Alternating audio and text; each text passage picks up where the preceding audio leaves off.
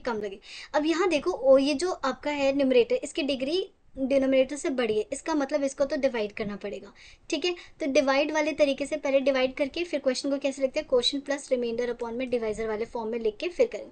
But यहाँ पे मैं डिवाइड भी नहीं करूँगी। क्यों? क्योंकि डिवाइड करने में हो सकता है आप डिवीजन में आप अभी एक्सपर्ट ना हो या डिवाइड में कहीं गलती कर दो।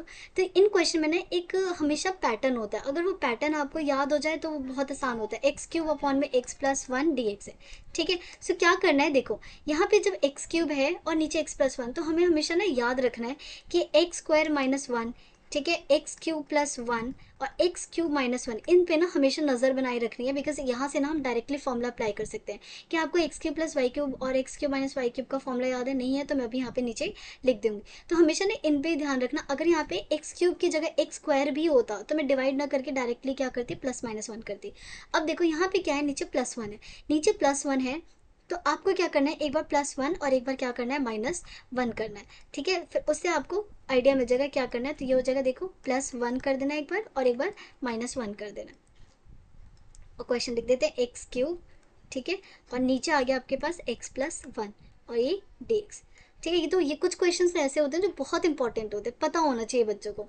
अब यहाँ पे क्या करेंगे, क्या मैं इन दोनों को अलग अलग कर सकती हूँ? सो ये हो जाएगा x cube plus one upon में एक्स प्लस वन और यहाँ से माइनस वन अपॉन में एक्स प्लस वन, और ये पूरा आपका इंटीग्रेशन अभी भी है। अब इसका इंटीग्रेशन तो आपको पता है, इसमें अभी थोड़ा वक्त लगेगा। अब वक्त कुछ नहीं लगेगा, बस आपको formula, do you know x cube plus y cube का फॉर्मूला क्या होता है? इसका फॉर्मूला होता है, ये भी आपने जो इंटीग्रेशन वाली शीट बनाई होगी वहाँ पे लिख लेना। इसका फॉर्मूला होता है एक्स प्लस वाई, फिर ब्रैकेट में एक्स स्क्वायर, अगर प्लस है तो यहाँ प्लस आएगा और फिर कहीं ना कहीं तो माइनस आएगा ना, तो यहाँ आएगा बस minus x y plus y square. और सिमिलरली जब x cube minus y cube का फॉर्मूला होगा तो यहाँ माइनस है, तो सबसे पहले आएगा x minus y and then x square. अब यहाँ सारी जगह क्या होगा, प्लस होगा। ठीक है, ये फॉर्मूला हमें क्या करना है, यूज़ करना है।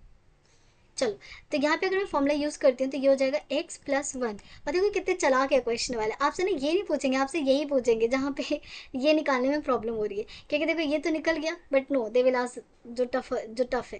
तो यहाँ पे क्या है, एक्स प्लस वन और ये हो जाएगा एक्स स्क्वायर माइनस यहाँ से क्या आ जाएगा, एक्स प्लस वन, फॉर्मूले में अप्लाई कर दिया और नीचे क्या आ गया, एक्स प्लस वन। और ये अभी भी इंटीग्रेशन है, इंटीग्रेशन डी एक्स लिख दो। और इसका इंटीग्रेशन क्या हो जाएगा, इसका डायरेक्टली हो जाएगा log mod x plus one और यहाँ पे प्लस सी। देखो अब ये आपका ये पूरा पूरा क्या हो गया, कैंसिल हो गया।